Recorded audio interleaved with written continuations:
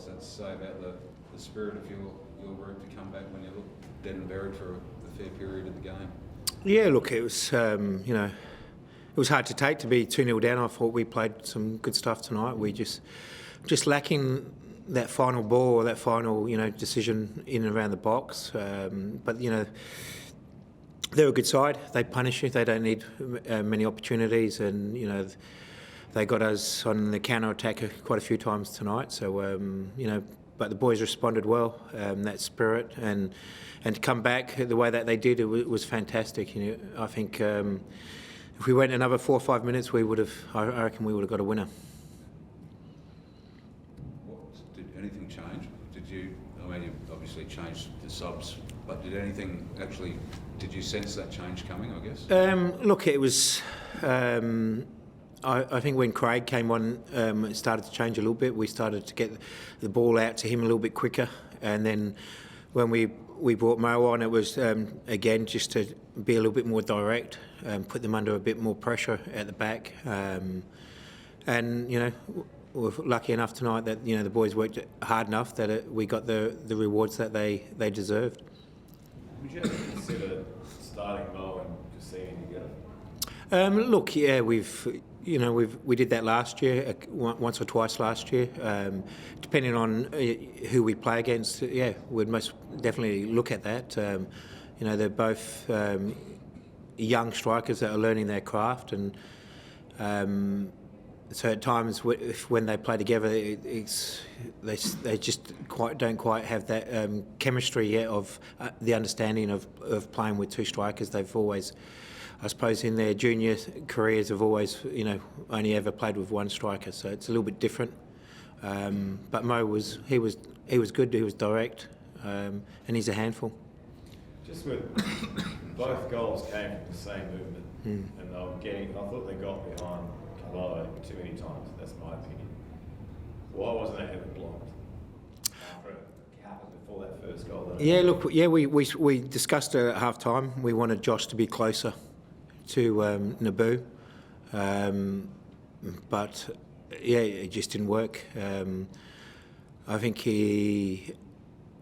Josh was just struggling a little bit because he wasn't getting the ball as much. Josh is a footballer first. He wants to play, and that's how he gets himself into the game. And I think he responded well after that second goal. He started to get on the ball a lot more, and that's when he started to be a lot more threatening and a lot more in the game.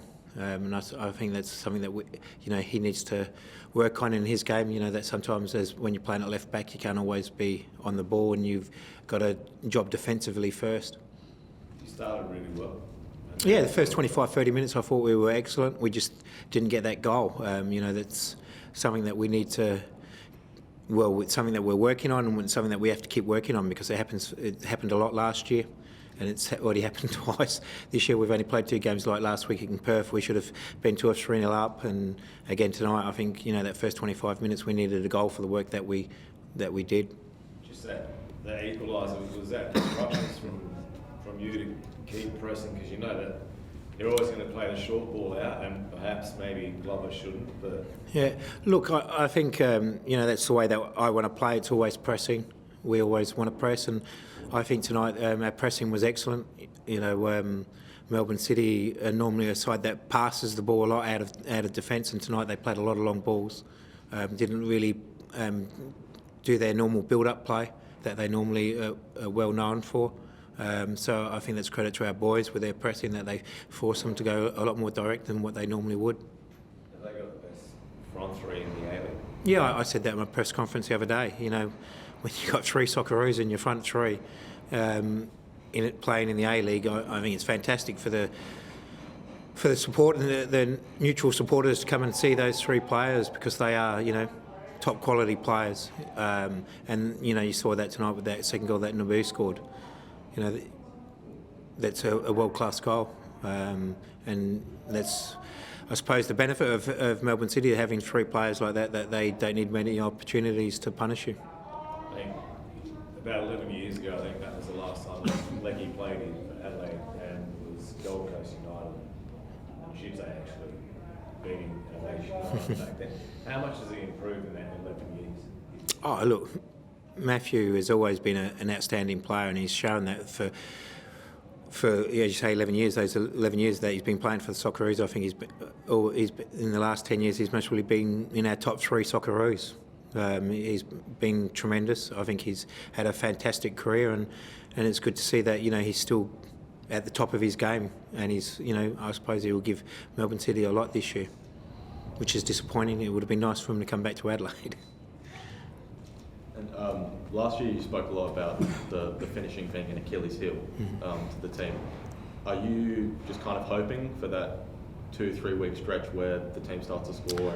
Yeah, look, finishing is, it's difficult. That's why the strikers get the most money, because it's something that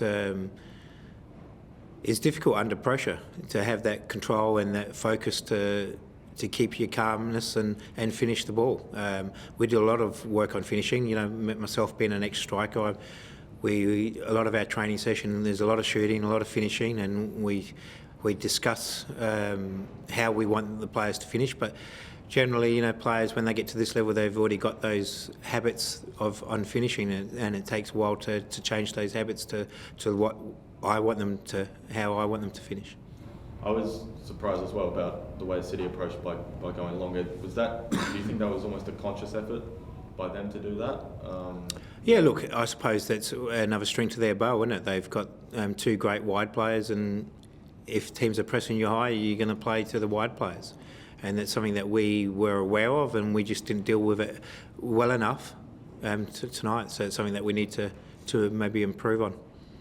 Obviously, you would have liked to have won both games, but a hard trip to Perth and then City, their class. Are you satisfied to get 2 draws to start the year?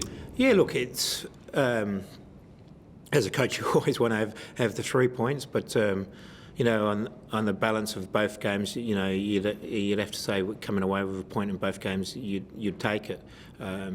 Disappointing in not to have taken the maximum points in both games, but that's football. And just on Cassini, he said before that you've asked him to really dominate games and be really aggressive. Do you think in these 2 games that he's really shown? Yeah, look, I thought he was good tonight. He's a very difficult player to play against. You saw that tonight, that both their 2 experienced central defenders had trouble with him. They were holding onto him a lot. He's developing into a very good striker. He's still quite young, and he's still learning his craft, and he's still got a long way to go. But with performances like he had tonight, I'm sure he'll keep improving. And he did everything right tonight. It's just he just didn't get his goal that I think he deserved with the work that he put in. Beautiful guys. Right, thanks, guys.